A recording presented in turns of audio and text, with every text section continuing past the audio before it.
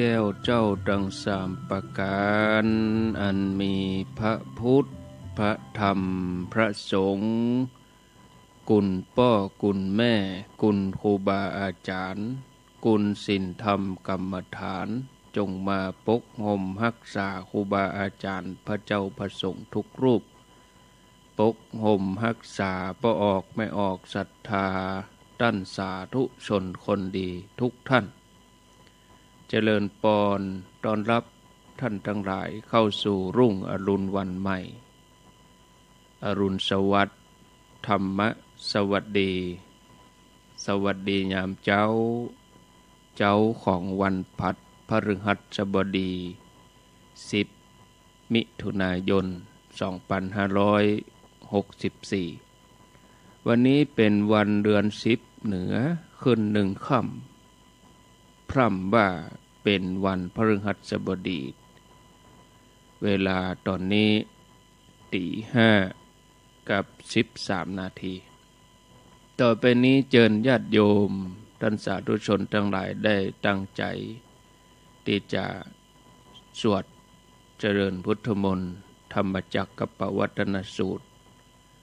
แล้วก็จะเป็นอย่างนี้ตลอดไปทุกวันเวลาตีห้าปลายจนถึงเวลาตีห้าครึ่งบัดนี้ได้เวลาแล้วเชิญทุกท่านได้เจริญพุทธมนต์บทธรรมจักรกับปวัตตนสูตรพร้อมกันหากว่าท่านที่ยังบ่ได้เตรียมตัวบ่มีหนังสือก็คือตั้งใจนั่งปฏิบัติไหว้พระเรียบร้อยแล้วก็มาสวดบทธรรมจักรกับปวัตตนสูตรพร้อมกันอะระหังสัมมาสัมพุทโธภควาพุทธังภควันตังอภิวาเท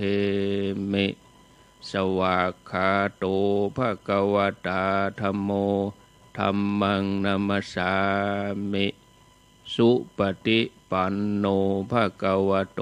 สาวกสังโฆสังฆังนะมามิ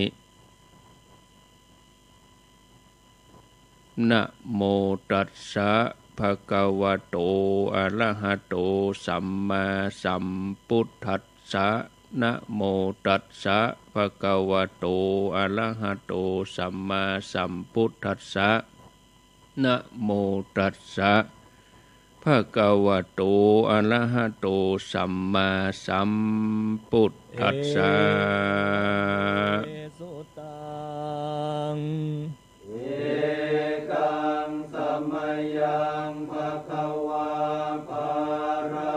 ณสิยังวิหารติอิสิปตเนมิคทาเยตาตระโคภะคะวาปัญจวัคคีเยภิกขุอามันเตสิทเวเม